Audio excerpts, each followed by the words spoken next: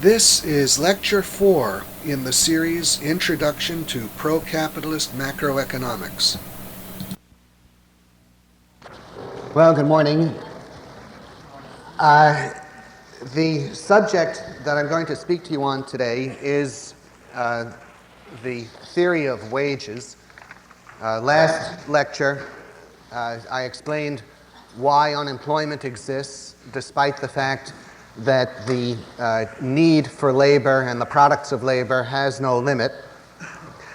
Today, I want to explain what determines the standard of living of the average worker. A technical expression for this is real wages.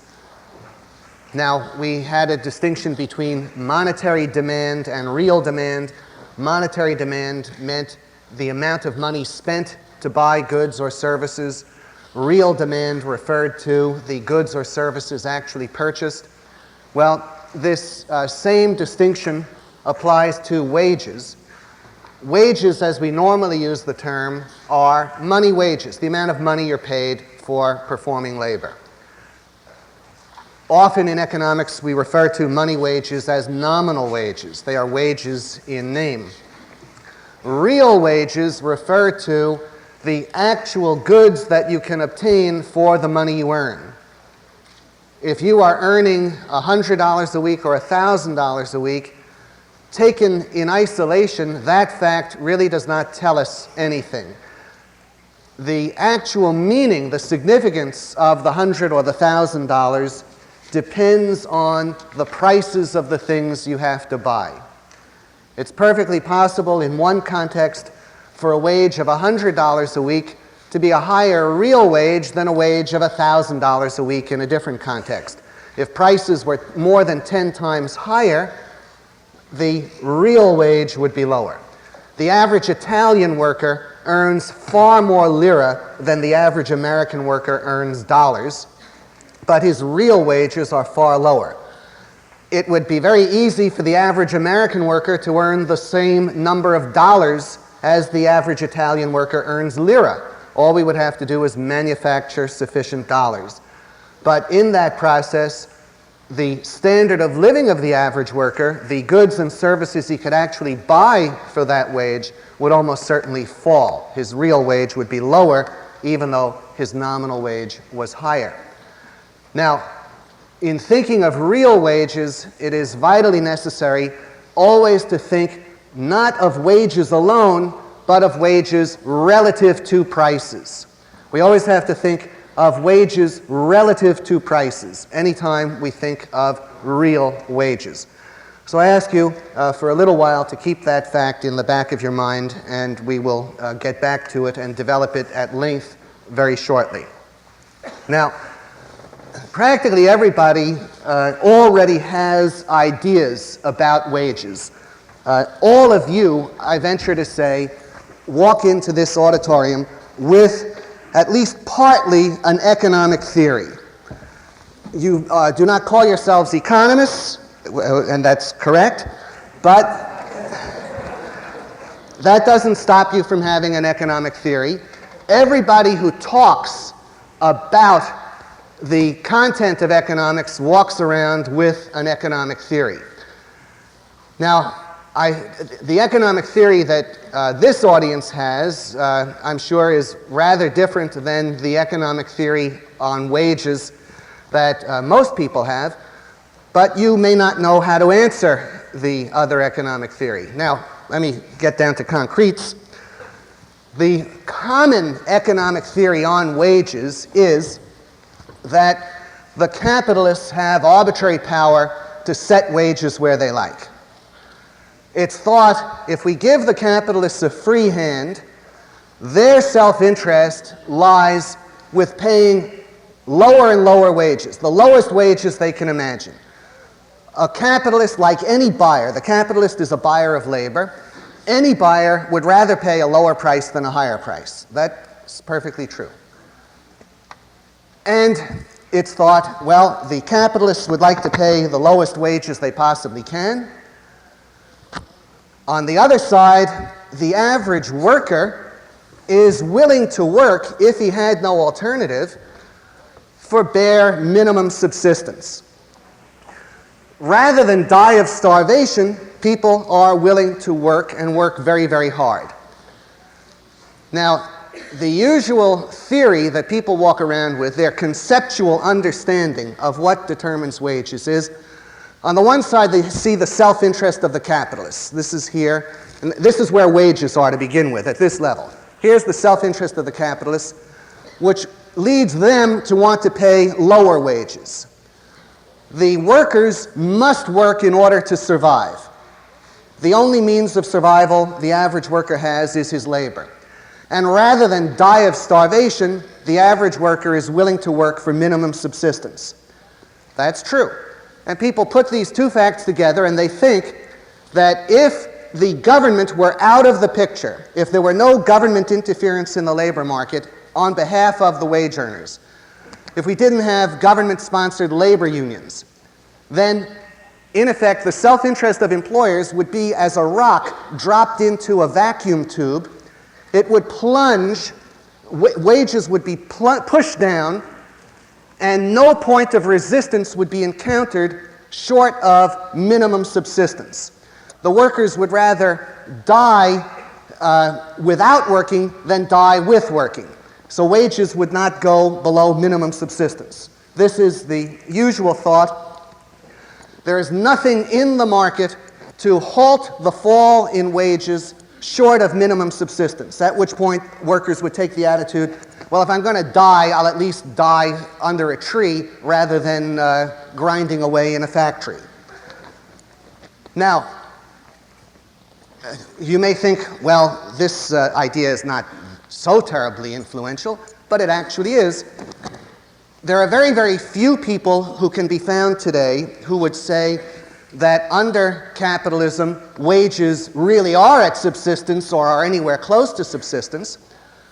But think how many people believe that if minimum wage laws were repealed, if all of the legislation in support of labor unions were repealed, if the maximum hours laws were repealed, the child labor laws were repealed, what do they think would happen? Why do they think it's necessary to have this legislation? They think, take this legislation away, and we'll be right back with people working for subsistence 70, 80 hours a week. The children will be back in the mines, the whole bit. They think that the explanation of the low standard of living in the early 19th century was that at that time, the greed of the capitalists was unchecked. If you read a typical economic history book, or any history book insofar as it deals with economics, it is almost always simply taken for granted that conditions were bad because the capitalists were greedy SOBs and there was nothing to check the exercise of their self-interest. And now why have things gotten better, let's say, since the 1890s? Almost everybody except the left wing of the ecology movement admits that things have gotten better since the 1890s. What's their explanation? Well, we have had growing labor and social legislation, and more of the employers have gone to Sunday school and to Harvard, so they're somewhat nicer guys. The explanation of the improved standard of living is that we've had allegedly enlightened labor and social legislation and improved, that means more altruistic personal ethics on the part of employers. That's the standard explanation. Well, my goal today, and I don't know if it's, I'm sure I can't cover this today. I originally wrote this material as lecture 6. I was going to cover profit first. I stopped when this lecture got to be 82 pages long, so I'm giving it as 4, 5, and possibly also 6. Now, my goal at first is to attack the seeming plausibility of the notion that under economic freedom, wages go to subsistence. I want to rid you of any idea that this notion has any plausibility. That's my first assignment to myself. And then I want to start to present a different positive theory of wages, which I call the productivity theory of wages. The productivity theory of wages. The conclusion that I'm going to reach about what determines wages will turn out to be pretty widely held. You'll find many people say this, that real wages are determined by the productivity of labor, what the average worker is actually capable of producing per unit of time. But I think my way of showing this will be original. Then I'm going to look at the deeper causes of what determines the productivity of labor. I'm going to show that real wages, the general standard of living, depends on the productivity of labor. And I'm going to show that in the last analysis, the productivity of labor depends on the prevalence of two fundamental philosophical values, which are freedom and reason. I'm going to show how the productivity of labor, through various intermediate steps, saving, competition, technological progress, whatever, all of these ultimately reduce to two simple fundamental philosophical values, freedom and reason. And then after I've established this positive theory of wages, we'll come back and reinterpret modern economic history in the way I believe it should be understood on the basis of a sound economic theory. And at the same time, we'll critique labor and social legislation. So that's my assignment to myself for today, tomorrow, and possibly Saturday too. Okay, let's start with the plausibility or the seeming plausibility of the notion that the capitalists can drive wages to subsistence. The workers need to work, they're willing if necessary to work for subsistence, and the capitalists want to pay less rather than more. All right, let's start with an analogous case. Two of them, in fact. Imagine that you have been living out here in Southern California and you own an automobile, let's say a fairly recent automobile in good condition, and now you have a job opportunity in Manhattan Island in New York City. You've decided you're moving to Manhattan, and here you are, you've got this car. Well, if you know anything about driving conditions in Manhattan, you'll know that to have a car there, you'd either have to park it in a garage at a cost, now it may be $300 a month for all I know, or you'd have to spend several hours every other day driving around or waiting for a parking spot to open up. So let us assume that you just cannot afford to garage your car, nor are you able to spend the time driving around to find a parking space. How much would you be willing, if necessary, to sell your car for?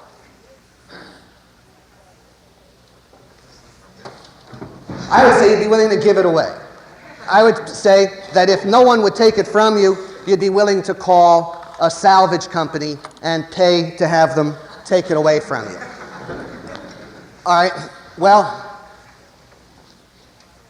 you're willing to do that. But now, let us consider, is your willingness to give your car away for free, if necessary, or pay to have it taken off your hands, is that actually relevant to the price that you can obtain for your car? Does your personal subjective willingness to give it away for free really determine what you can actually get?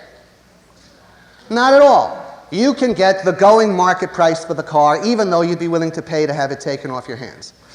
And exactly the same principle would apply if you've been living in a large house and you own a grand piano and now you're moving into a small condominium. The same principle. There's a market value which is independent of your personal subjective preference, your personal willingness, I should say, to take it for nothing. Well, let's carry this a step further. Let's imagine that everyone in the country who owned a used car, who owns a car which he's going to sell, let's imagine that every single seller of a used car in the whole country was in the position of this individual who has the job he's going to take in Manhattan. So every single person who sells a car in the course of a year, we're going to assume, is willing to give it away for free if he has to. And I indicate that by this vertical SS line. What I'm showing here is, I'm assuming that, let us say, there are 2 million used cars sold in the course of a year. Well, this is 2 million.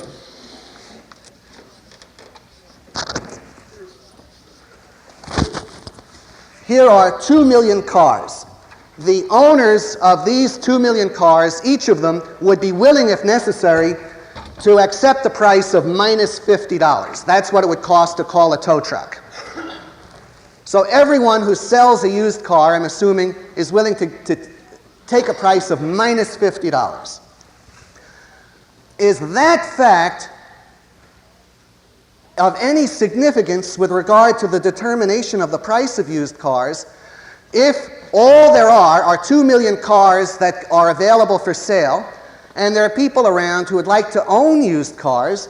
Let us say there are potential buyers of used cars. There are people that we could find potentially buyers of 5 million used cars. There are 5 million people who'd like to acquire a used car at some price. Well, there are only 2 million used cars available. People would like, if we count up everyone who doesn't have a car or who wants a second car, the number of additional used cars that people would like to have is 5 million. But there are only 2 million available. Well, what is going to determine the price of these used cars? Is it the fact that the sellers are willing to take 0 or a negative number? The price will be determined by the competition of the buyers. Whenever there is a good which exists in some definite limited supply, which the sellers may be willing to give away for free if necessary, the price is determined by the competition of the buyers. The willingness of the sellers to give the goods away for free is irrelevant. The need of the workers to work, their willingness to work for as little as subsistence, is irrelevant. Nobody has to. Wages, think of the fact, labor is the most fundamentally useful and scarce thing in the economic system. I pointed this out in earlier lectures. Labor is used to make everything. If, in fact, there is no limit to our need and desire for goods, there's no limit to our need for labor, labor is the fundamentally useful, scarce thing in the economic system. Its scarcity is deeper and more profound than that of used cars, grand pianos, whatever. So even if workers were willing to work for less than subsistence, even if they found their labor a pure joy and were willing to pay to be employed, that would be irrelevant to the wages they actually have to accept.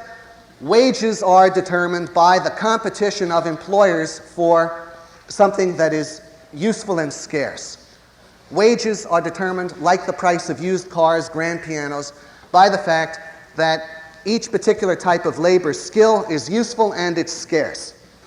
So the subjective willingness of the workers to work as low as subsistence or even less is actually irrelevant to the wages they in fact need to accept.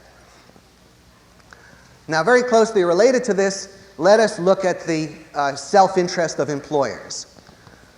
Now, it's taken for granted that the self-interest of an employer, like that of any buyer, is simply to pay less rather than more. Well, that is actually a half-truth. It's true that a buyer wants to pay less rather than more. But if we consider that carefully, it doesn't mean that that it's truly to the self-interest of a buyer to attempt to pay the lowest price he can imagine. That is not to his self-interest. And in fact, let me give you a concrete example which I use in The Government Against the Economy, and I indicate its application to this context there, but let's work it out now. Suppose we have two individuals up here in the front row. Let us imagine that instead of my giving a lecture, I'm conducting an art auction. And this pad holder,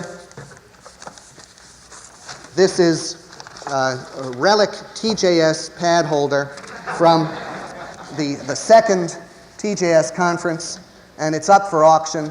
You know, like the ad on the Pepsi being auctioned, and no one knows what Coke is any longer, if you've seen that one. All right. Here we are. This is the valuable good which I'm putting up for auction. And there are two people in this audience who are interested in acquiring this good. We have Rose Walker up here, whom I know, and Robert Dunn, whom I know. And let us say that Mr. Dunn is willing and able to pay up to $1,000 for this wonderful vintage TJS pad holder. And Rose Walker is willing and able to pay up to $2,000. Now, Rose would much rather pay $200 than $2,000. Better still, she'd rather pay $20. Best of all, she'd like to get it for nothing. All right, well, what will happen if Rose walks in and arbitrarily refuses to bid more than, say, $200? Meanwhile, Bob is willing and able to go as high as $1,000. What's going to happen? She will lose. She will not get this pad holder. It will go to someone who, in fact, is willing and able to pay less than she. Now, if she truly wants this pad holder, what does her rational self-interest dictate? That she has to be willing to pay something over $1,000. Now, if we look at this concrete example, we can distill an abstract principle.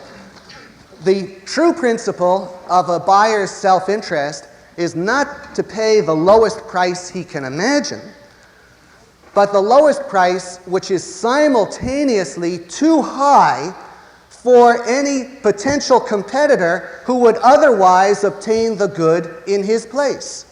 The true self-interest of a buyer is not to pay the lowest price he can imagine, but the lowest price that is simultaneously too high for any potential competitor who otherwise would obtain the good in his place.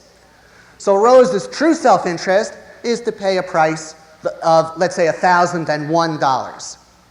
That's her rational self-interest. If she tries to pay less than that, then she will not obtain the good which she wants and wants more than the going price. Well, labor is in exactly the same position. It's simply a difference in the number of units.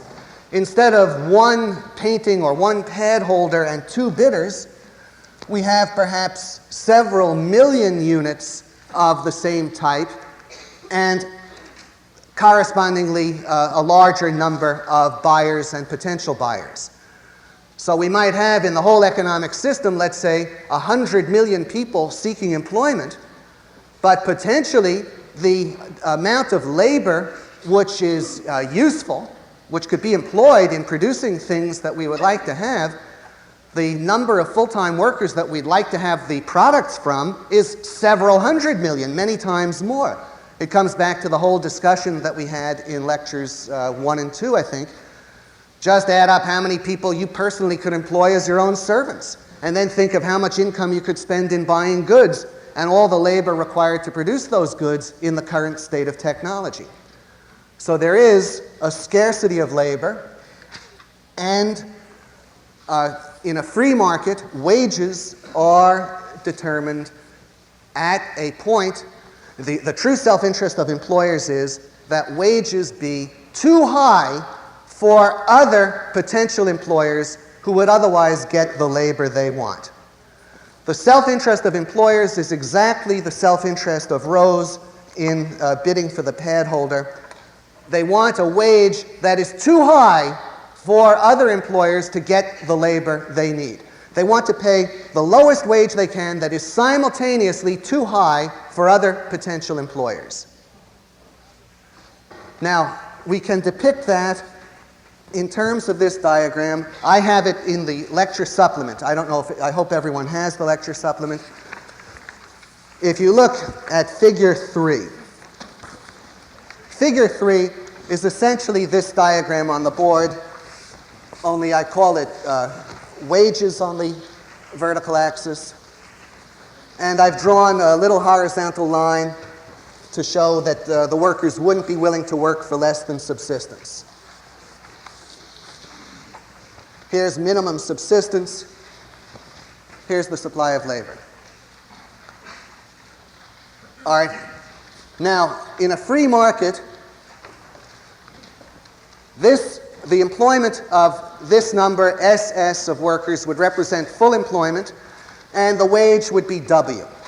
This would be the wage rate that would prevail in a free market. We'd have full employment. Now, in a free market, wages cannot go below the point of full employment. They cannot go below the point that corresponds to full employment. And in fact, this doesn't have to apply to the economy as a whole. It applies occupation by occupation, location by location. The wages of carpenters in Des Moines will tend to go no lower than corresponds to the point of full employment of carpenters in Des Moines. Now, what happens if the wage should be lower than corresponds to the point of full employment? Suppose wages, instead of being at W, were down here at X. Well, what happens to the quantity of labor that employers now can afford to employ? They can afford to employ more labor with the same funds. If wages are below what corresponds to the full employment point, the demand for labor, the quantity of workers demanded, the number of employees being sought, exceeds the number available. Now, here we have a wage down at X. There are employers who can afford to pay a wage of X, who can afford to hire extra workers at X that they couldn't afford to hire at W. There are employers who may not have been able to hire anybody at W who can now hire some people at X. To the extent that there are employers who are enabled to employ labor who otherwise couldn't employ labor, to the extent that some labor goes to these employers who couldn't pay the wage of W, what happens to the number of workers available for those employers who could pay the wage of W? There's that many less.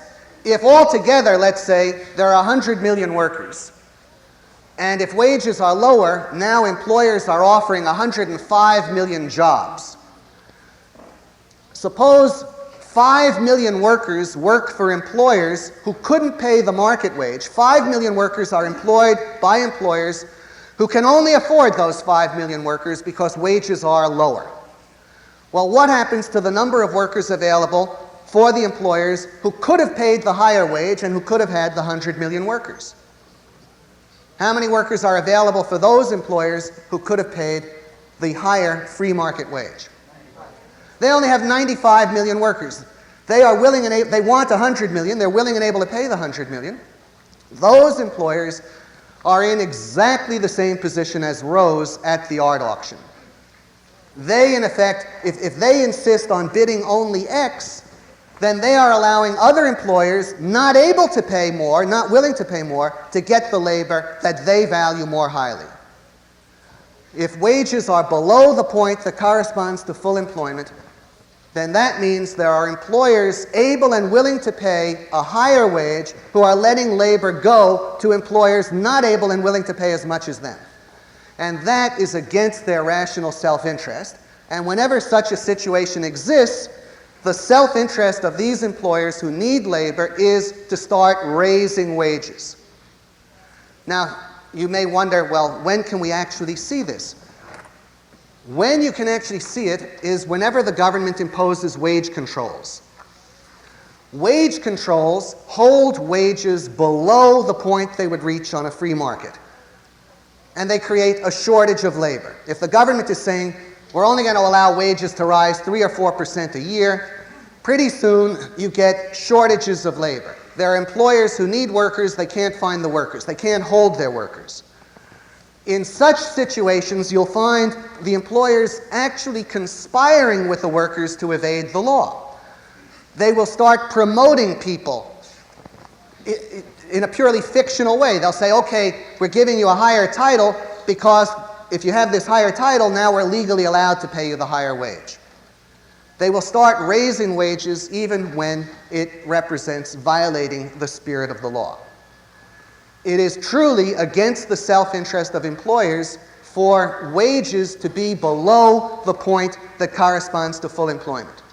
If there's unemployment, their self-interest lies with driving wages down. But once you hit the point of full employment, the self-interest of those employers able and willing to pay the higher wages is to push wages back up so that they don't lose their labor to others not able or willing to pay as much. So my conclusion from this is that not only is the need of the workers, their willingness to work for subsistence, irrelevant to what wages actually are, but so is the greed of the employers. The greed of the employers does not have the power to drive wages to subsistence.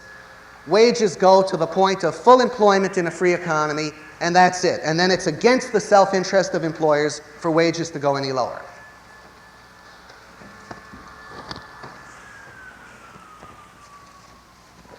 Well, now, the question could arise, this sounds reasonable enough, but mightn't it be possible that in the course of reaching full employment, if it's necessary for wages to fall to achieve full employment, mightn't it be necessary, not because of the greed or ill will of the employers, but just due to circumstances beyond anyone's control, that wages might have to go to the subsistence level just to achieve full employment?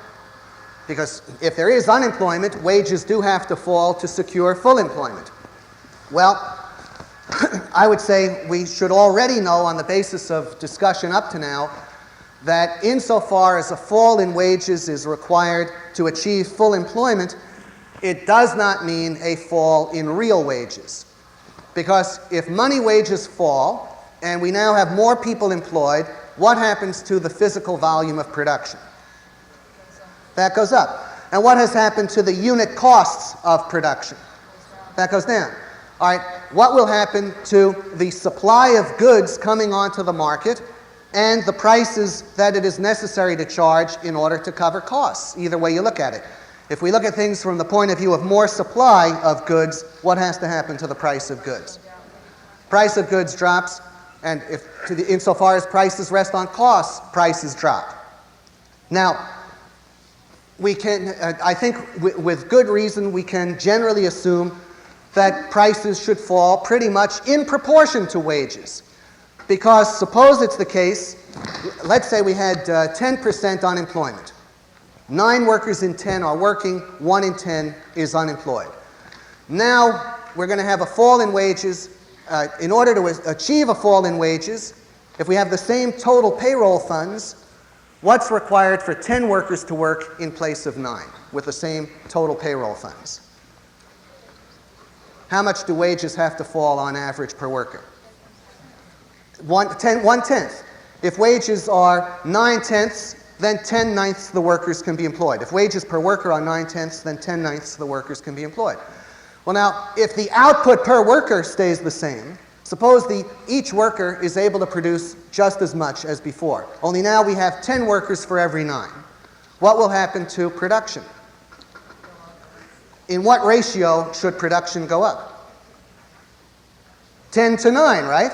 If we have 10 workers producing where we used to have 9, now production should be in the ratio of 10 to 9. Well, if we have 10/9 the supply of goods coming to market, and we have the same spending to buy the goods, what should happen to prices? They should be 9/10. So what's the relation between prices and wages here? They're the same. Does this fall in money wages to secure full employment represent a fall in real wages? No, and in fact, as I showed, it would be accompanied by a rise in real wages because now you wouldn't have the burden of supporting the unemployed.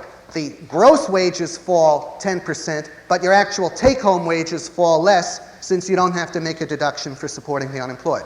So I go into this to make you realize that a fall in wages to achieve full employment does not in fact represent opening up the possibility of subsistence by the back door. Now, with all of this out of the way, I'm ready to go into the exposition of what I conceive to be a positive theory of the determination of real wages. What determines the average real wage in the economic system? And my answer is, what determines it in the first instance, this is not the final explanation, this is a critical step. The ultimate bottom, deepest explanation will be the cultural values of reason and freedom, but I'm starting now at a much higher level, and my explanation is the productivity of labor. By the productivity of labor, I mean the output per unit of labor. How much does the average worker in the economic system produce? And this factor, I'm going to show, determines the relationship between wages and prices. The output per worker in the economic system determines the relationship between wages and prices, and thus real wages. And what I'm going to do is first function as an empiricist, looking at a number of concrete examples. Empiricism is really not the true word because I'm constructing the examples we're looking at. But we'll look at specific concrete examples, and then we're going to see that again and again in a wide variety of examples the answer is the same. And then we're going to do a simple algebraic demonstration, a proof of the proposition. Well, here are these formulas which I've repeated many times in the supplement and which we've considered on previous occasions. And I want to run through a number of simple exercises which will show in case after case that what determines real wages is the productivity of labor, the output per worker. And we'll take as case one, which just the way I have it in the supplement, we'll start out, we'll assume the money supply in the economic system is constant.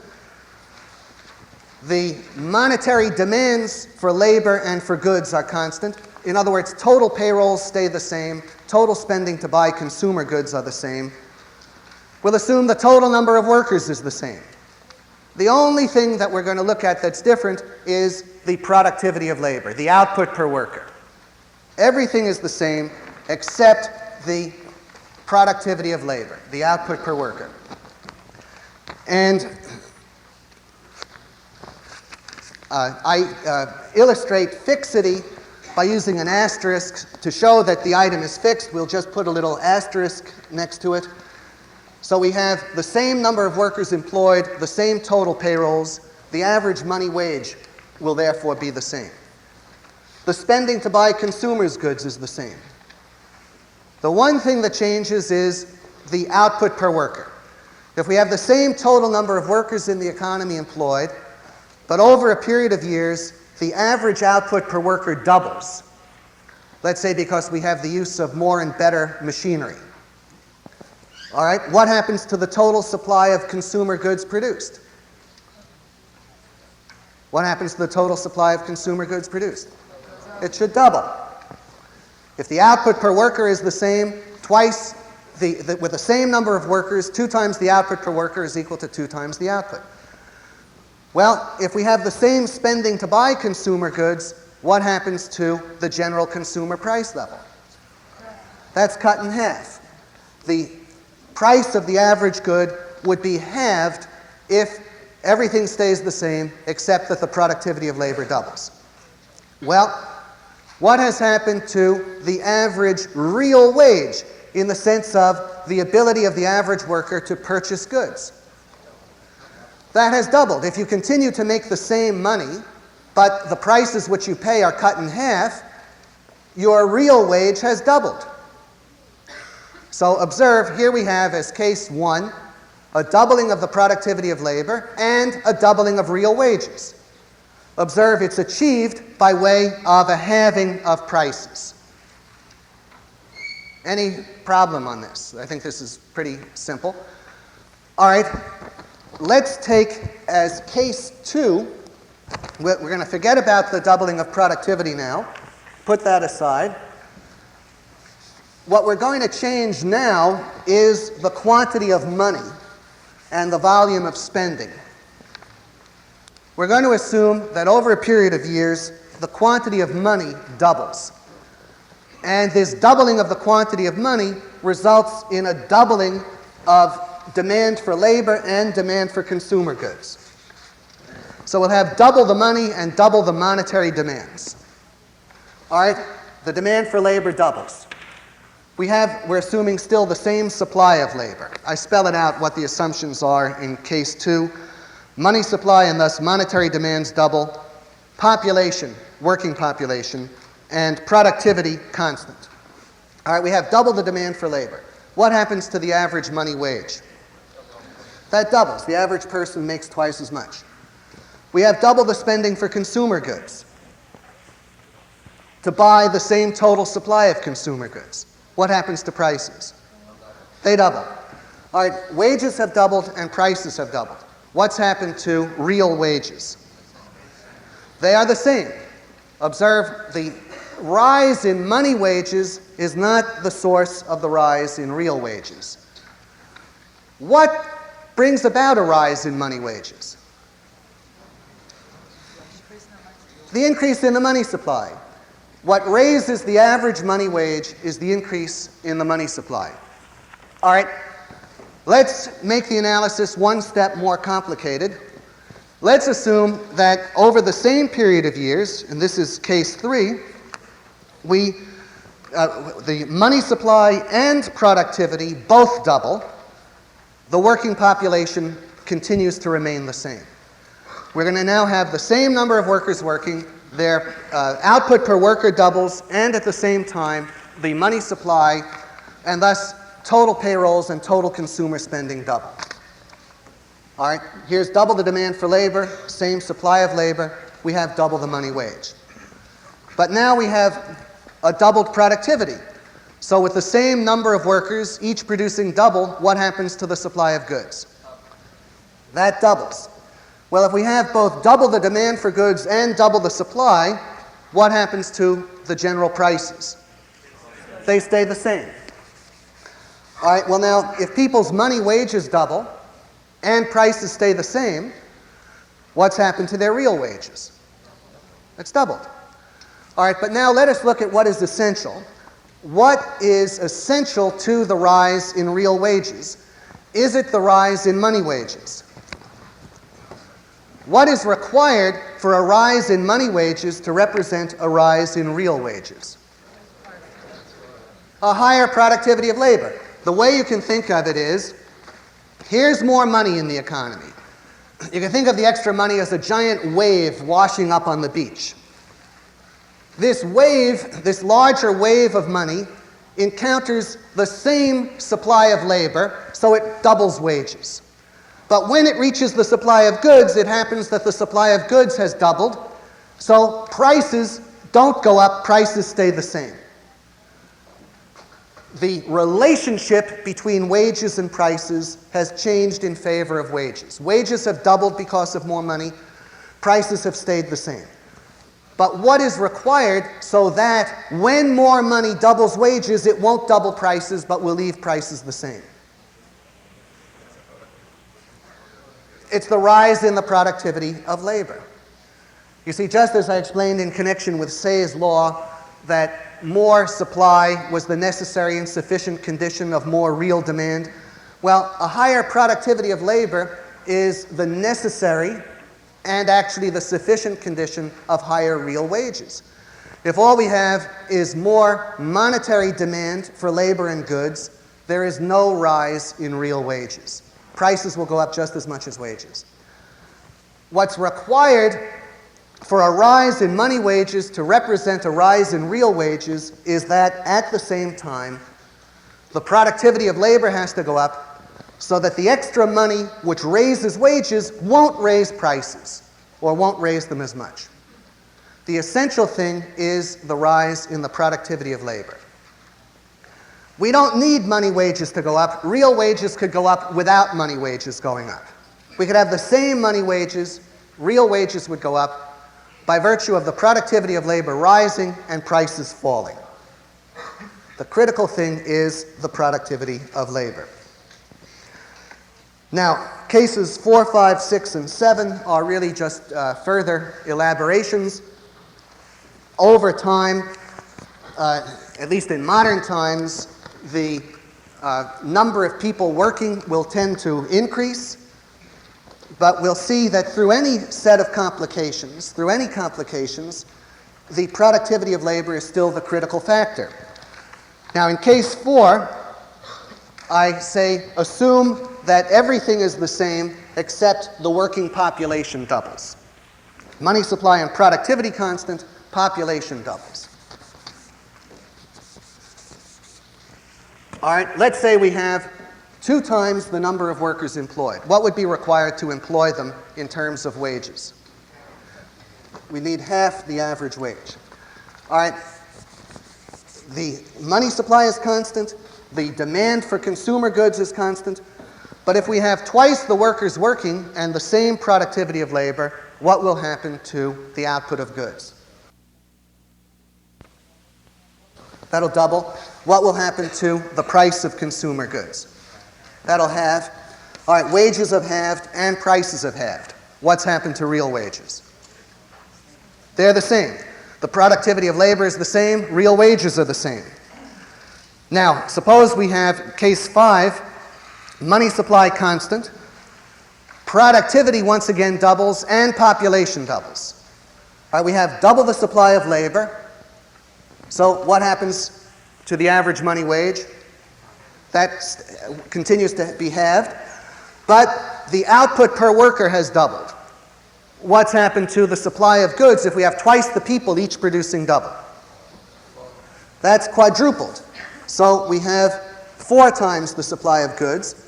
Well, now if we have the same spending for goods and 4 times the supply, what's happened to the price level? That's quartered. The price level would be 1/4. Well, what's happened to real wages if the average money wage has halved, but the price level has quartered? Real wages have doubled. If you're making half the money, but prices are 25%, real wages have doubled. What are real wages following? The productivity of labor. All right, well now, if we throw back in an increase in the money supply, suppose everything doubles. The money supply now doubles at the same time that the working population doubles and the productivity of labor doubles. Then what happens to the demand for labor? That'll double. We have double the demand for labor, double the supply of labor. What happens to the average money wage? It'll stay the same. We have double the demand for consumer goods. We have 4 times the supply of consumer goods, twice the people, each producing double. What happens to the price level? That's halved. All right, what's happened to real wages? They've still doubled. We could quadruple the money supply. If we quadrupled the money supply, and we quadruple the demand for labor and the demand for goods, what happens? What happens to money wages? They would double, and what would happen to the price level if we have quadrupled the demand for consumer goods and we have quadrupled the supply? They stay the same, so prices stay the same. Once again, we have double the wages and the same prices. But in each and every one of these cases, what are real wages following? The productivity of labor. All right, the productivity of labor is the essential, not the increase in the average money wage. Now, most people are actually unaware of this, and we'll see the consequences of their being unaware of it, especially when we get to look at the practices of labor unions and the way people think about things in general. But actually, the way the standard of living rises is by virtue of the rise in the productivity of labor. And the influence of the productivity of labor is always on the side of prices. Think about this for a moment. The rise in the productivity of labor does not act to raise money wages, with one exception. In what way can you think of the rise in the productivity of labor raising the general level of money wages?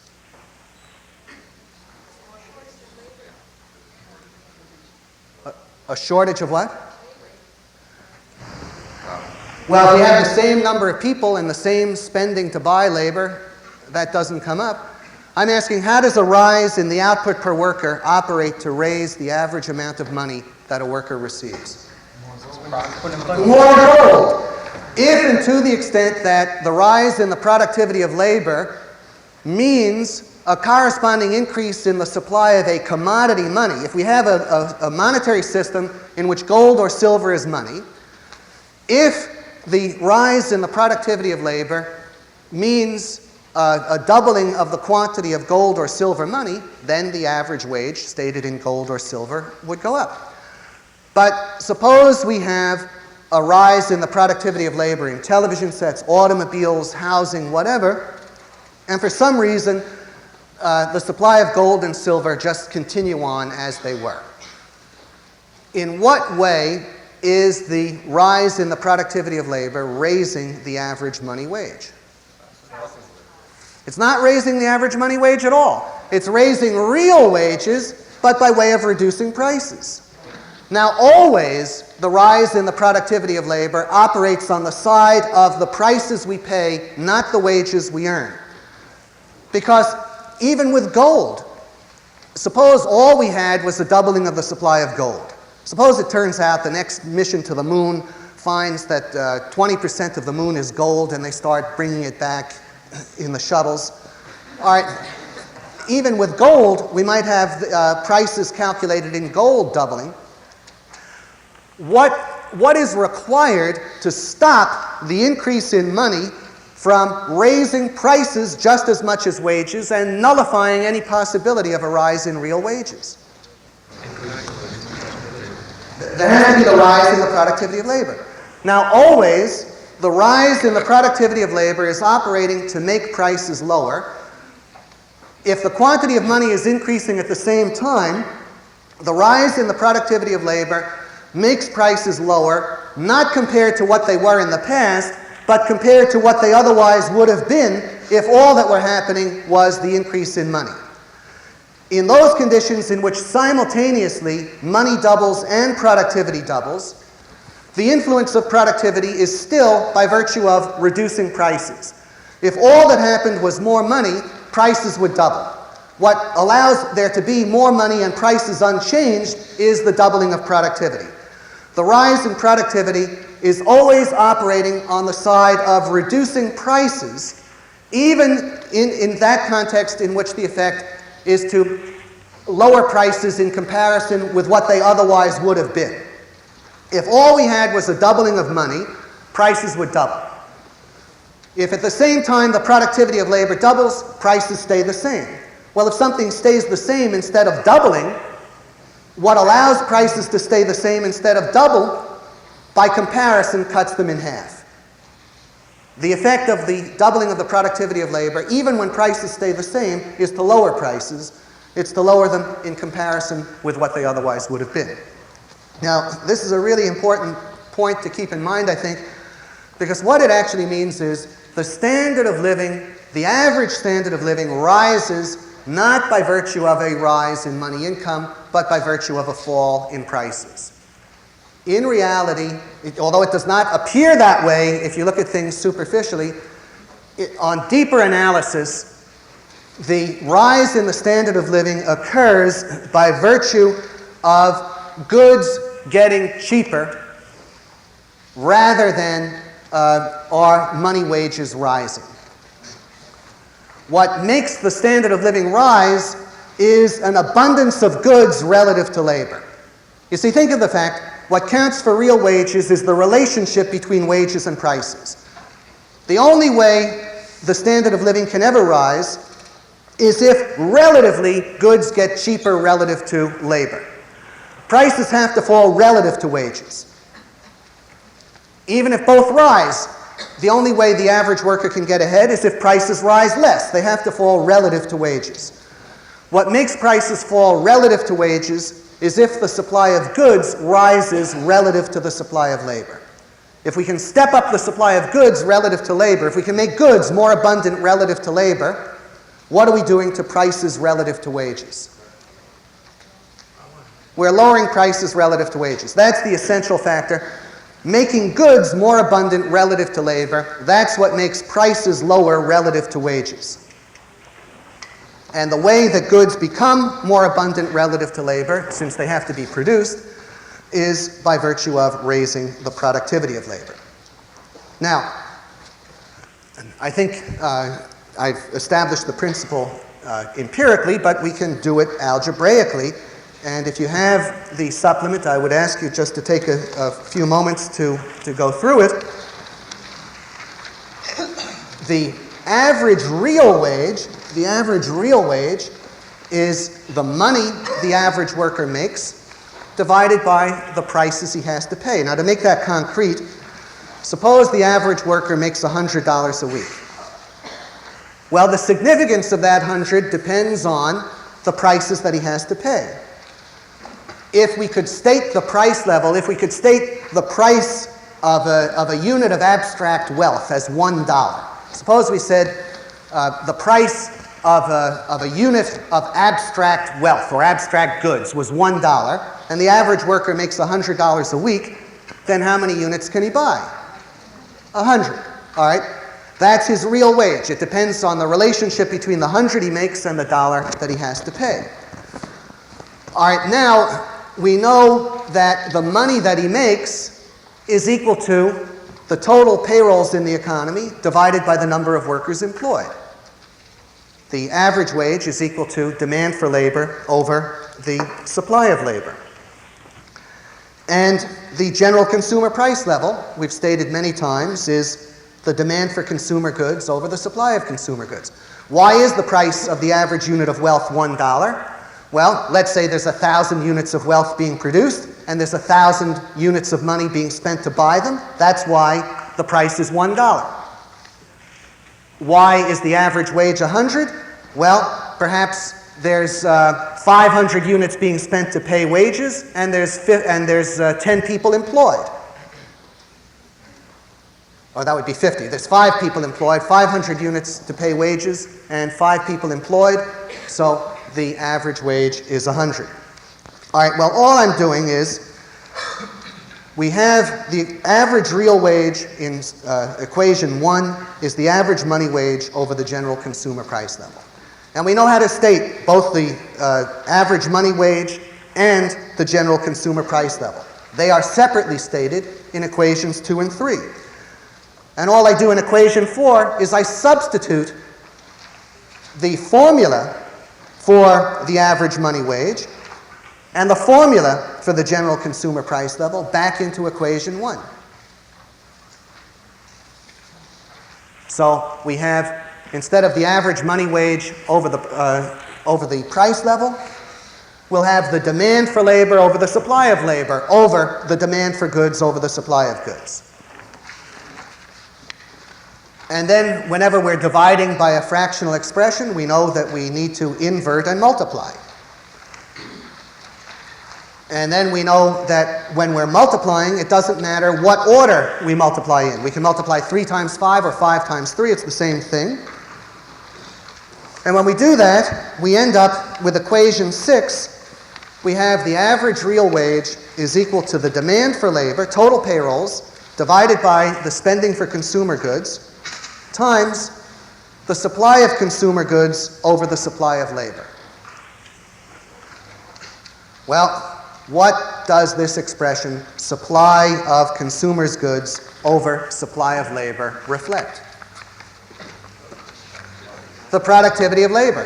What equation 6 is doing is stating average real wages as the product of the productivity of labor, the relationship between the supply of goods to the supply of labor, times the demand for labor relative to the demand for consumer goods.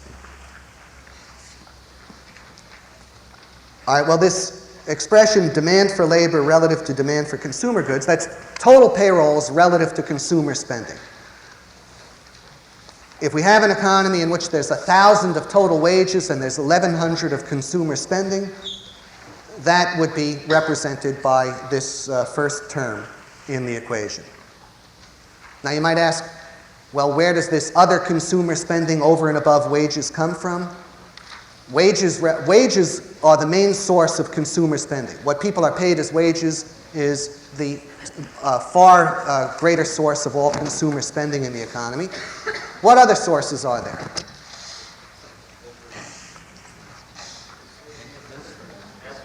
Interest payments, dividend payments, what partners and proprietors draw out of their enterprises. Well, the real wages are determined by the product of these two things.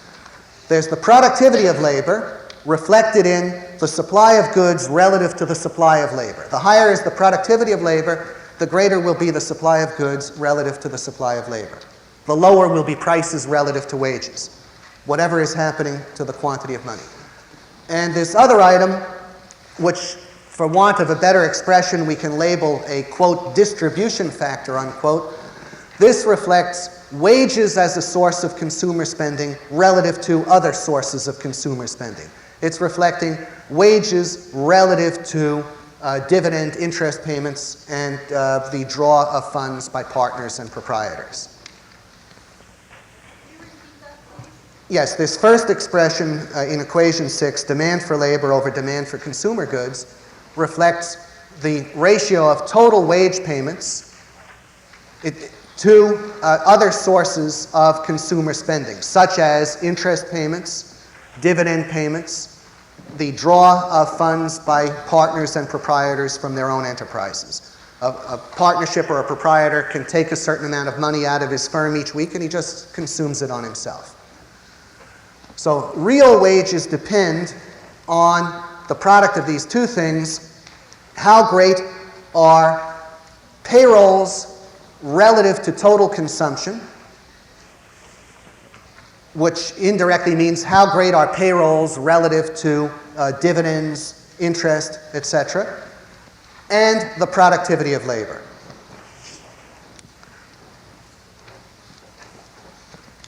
All right, now, if we look a little bit deeper, if we want to ask at a deeper level what's determining real wages, we're going to have to ask, well, what determines the productivity of labor? And what determines this distribution factor? What determines whether wages are going to be large relative to consumer spending or small relative to consumer spending?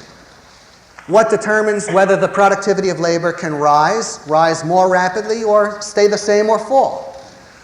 Well, the next level of answer is what I call the economic degree of capitalism. The economic degree of capitalism, which I explain as the ratio of productive spending to sales revenue.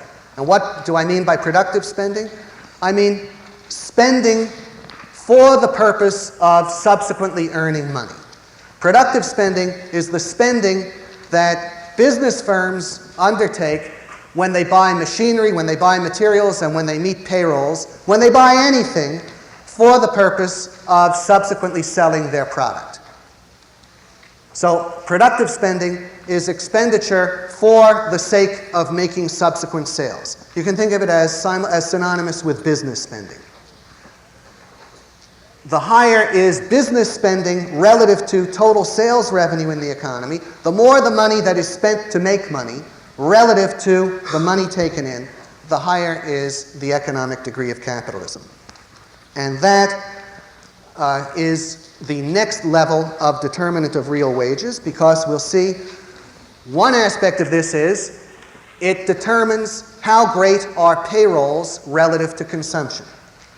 Let's suppose businessmen decide to provide more heavily for the future. They want to build up their firms.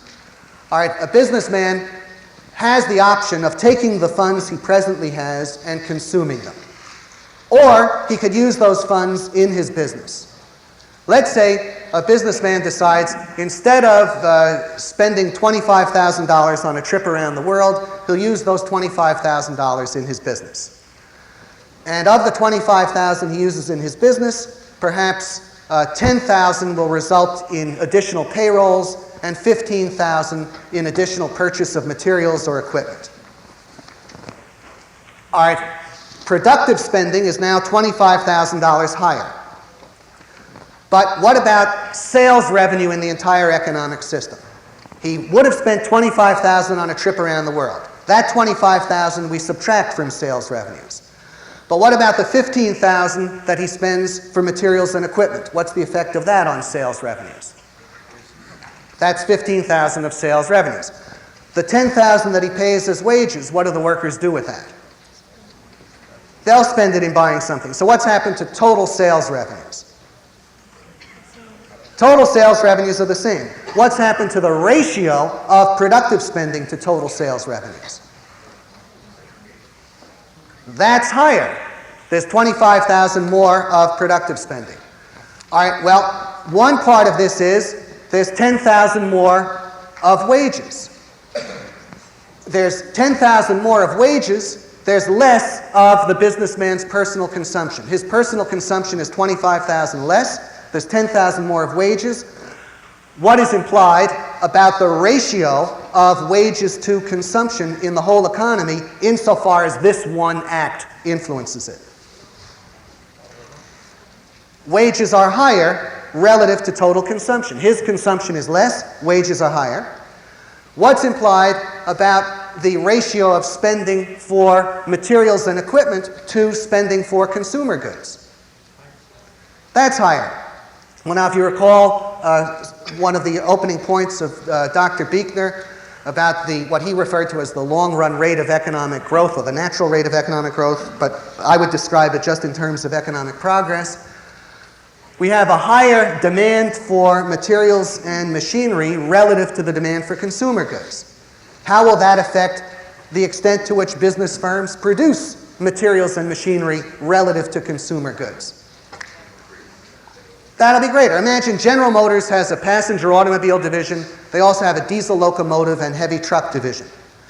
If the demand for passenger automobiles is down somewhat and the demand for diesel locomotives and trucks is up, how will that affect the way General Motors produces? It'll concentrate on the production of these capital goods. Well, now, to the extent that what I'm calling the economic degree of capitalism is higher, the economic system is going to concentrate more heavily on the production of machinery and materials relative to the production of consumer goods, and wages are going to be higher relative to such consumption as occurs. Consumption relative to capital goods is less, and wages relative to consumption is greater. Both of these raise real wages. If wages relative to consumption are higher, well, look at the effect of that in terms of equation 6. If wages relative to consumption are higher, real wages will be somewhat higher. If spending for capital goods relative to consumer goods is higher, and we concentrate more heavily on the production of capital goods, what happens to the amount of capital goods we'll have? We'll have more capital goods. What's the effect of having more capital goods on the productivity of labor? It's higher. Well, the productivity of labor will be higher, and the so-called wage share will be higher. Real wages are higher for two reasons in connection with the higher economic degree of capitalism. Now, I have to stress, the overwhelmingly more important factor is the productivity of labor. The wages, there's not much room. At best, there isn't much room for wages to rise relative to consumption. There's an upper theoretical limit of 100%. They're already perhaps 90% or 85% of consumption. That is not even potentially a significant source, and they've been at that level for generations. The source of higher real wages that has no fixed limit is the rise in the productivity of labor. It is potentially possible in future generations to double, triple, quintuple the productivity of labor, on and on. And over the last 200 years, the productivity of labor has been multiplied by an enormous factor. So that is by far the more important source. Now, this needs further elaboration. I won't attempt to do that now. I'll start off with elaborating the significance of the economic degree of capitalism and how it works itself out. That'll be where I'll start tomorrow. Let me stop now and at least have 15 minutes of questions. Thank you.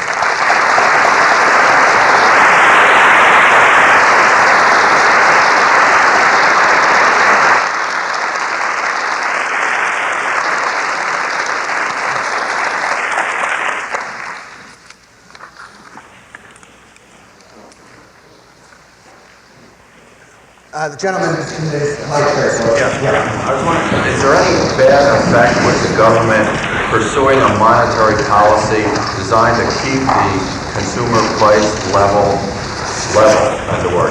track monetary growth with production growth. Is there anything wrong with that? As I understand Austrian economics, that was a policy pursued in the 1920s, which contributed to the Great Depression. All right, the gentleman asked the question, is there anything wrong with the government policy of attempting to have an increase in the money supply that would keep pace with the increase in production for the purpose of keeping the price level stable?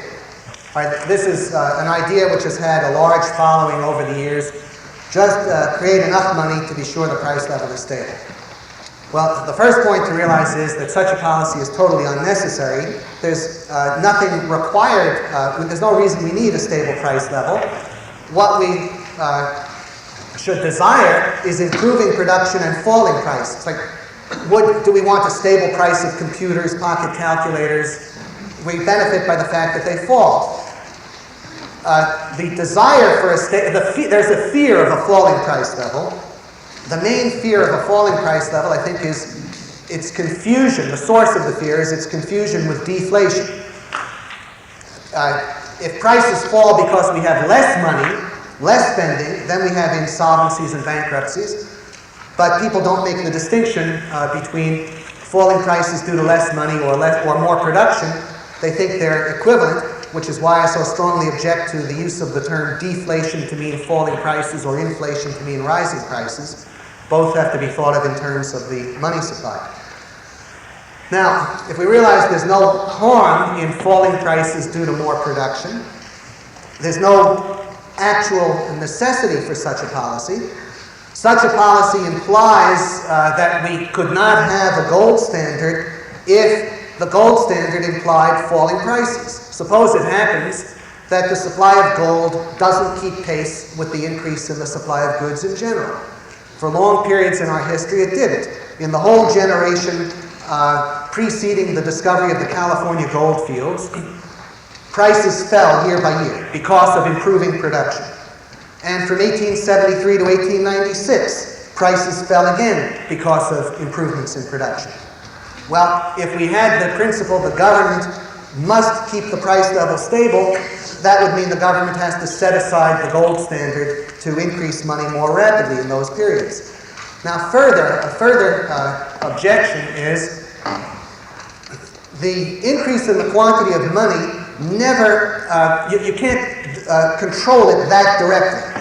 The government has the direct power to vary the increase in the quantity of money. That's the most that they can do. But the variations in the quantity of money do not directly and immediately impact on prices. So it's very easy for the government to have the problem. They're saying, well, look, prices are falling. Let us start increasing money to the point where prices are stable.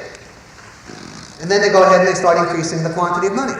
But once they've done that, then the money gets out there, and then prices start rising more than they wanted.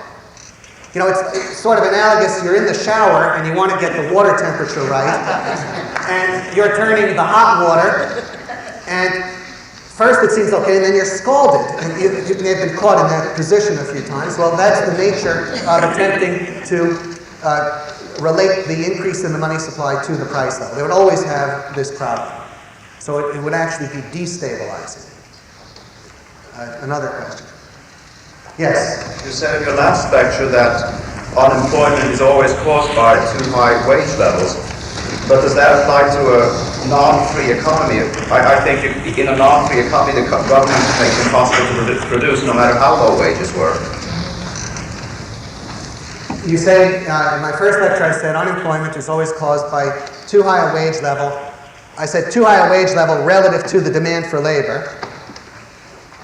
And now you say in a controlled economy, the government makes full employment impossible no matter what the wage level? Yeah, that the government could make full employment, that the government could make full employment impossible by intervention into the economy. The only way, if there is a free market in labor, the only way that the government could make full employment impossible would be if it were to go in and say, well, you can only employ so many workers. If it imposed direct restrictions on the number of workers employed.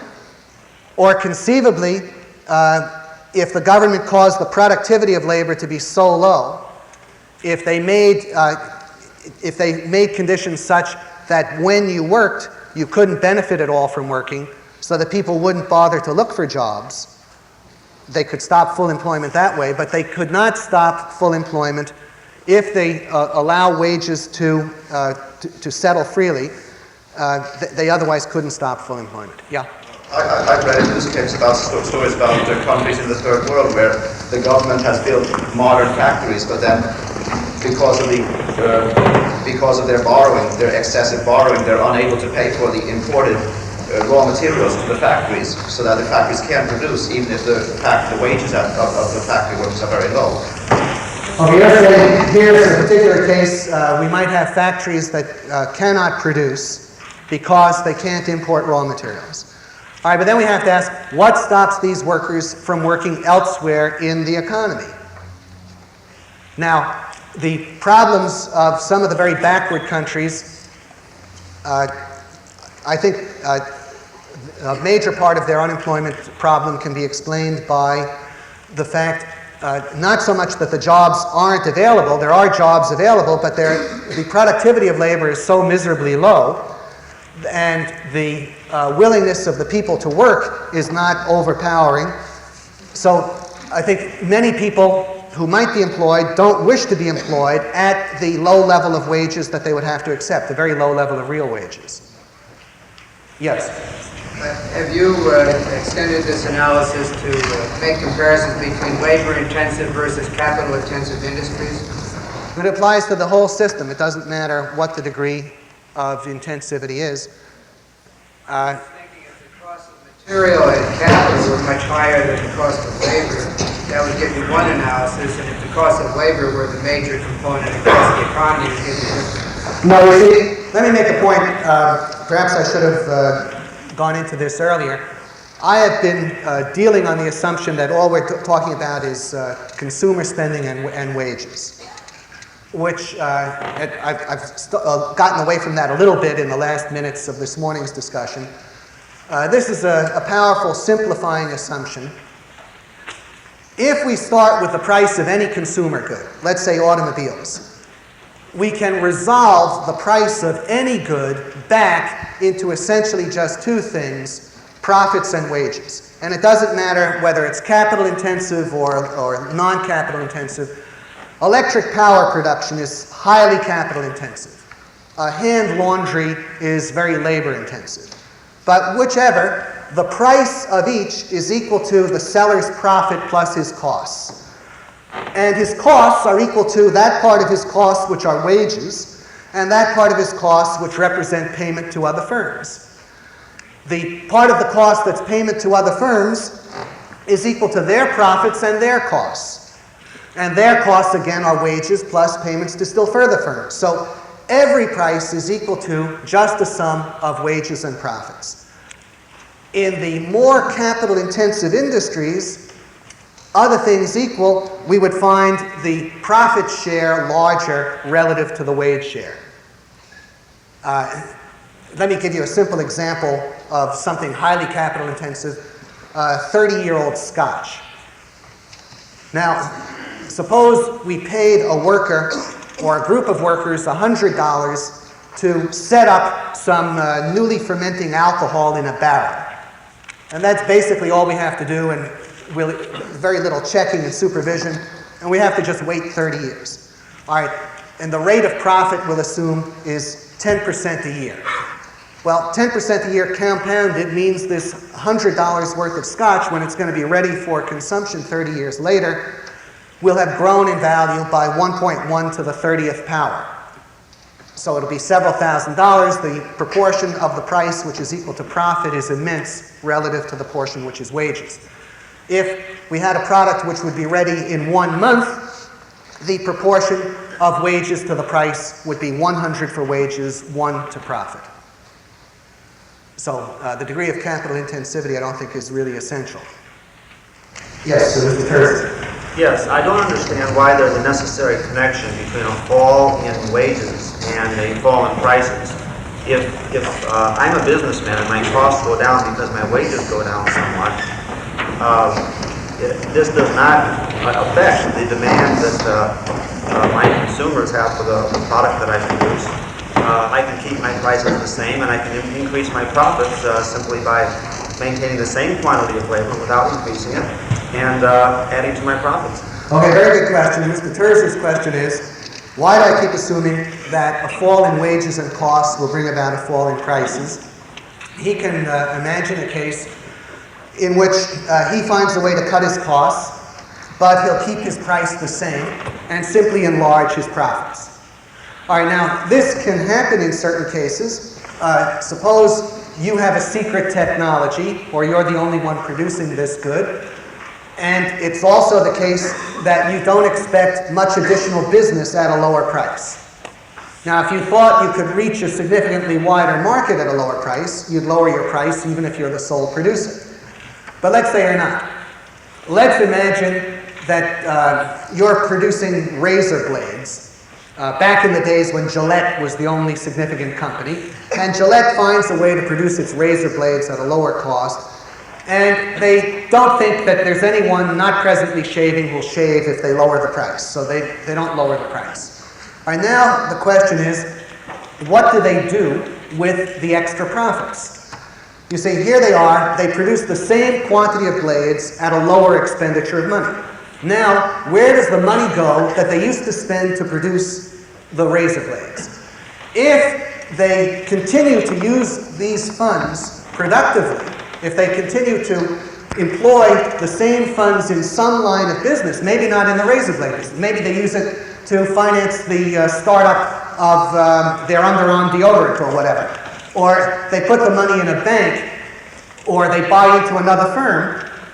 If it's the case that they are now continuing to use the funds no longer required in razor blade production for some productive purpose, what will happen to the supply of other goods? All right, there'll be a larger supply of other goods somewhere else in the economy.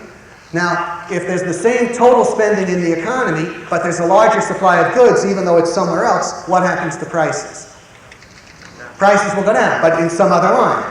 Now, if here there's a higher rate of profit in this particular industry, and there's a somewhat lower rate of profit, a very tiny reduction because it's such a big mass elsewhere, well, what will people be trying to do? They'll be looking at this exceptional rate of profit in this line, so sooner or later, what is going to happen?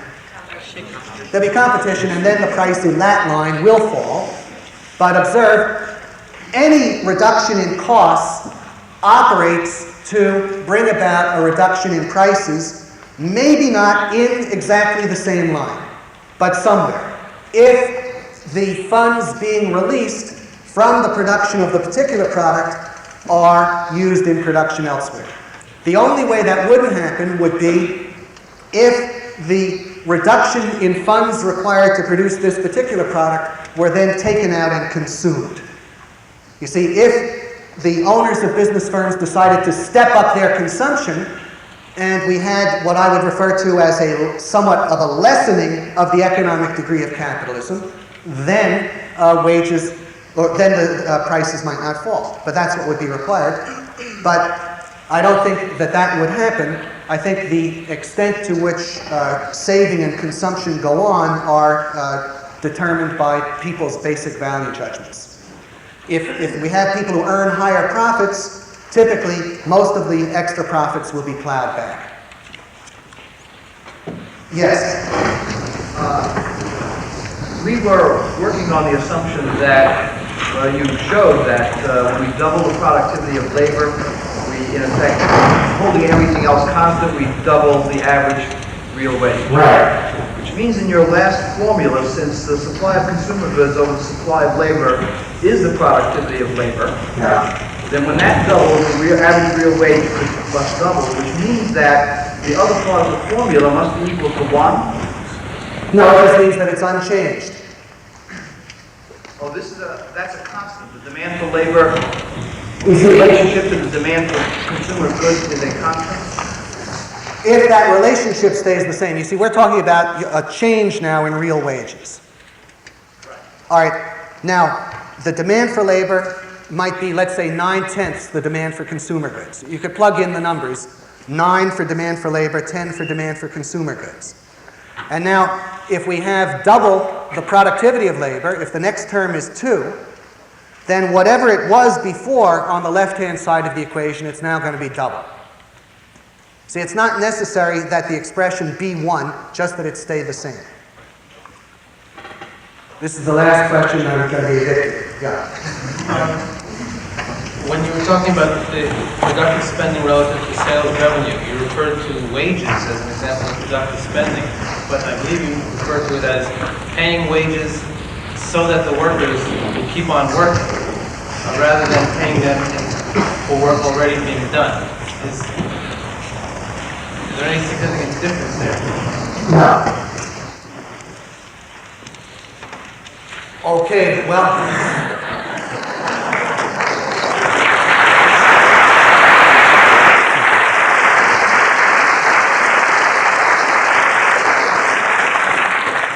see you all tomorrow.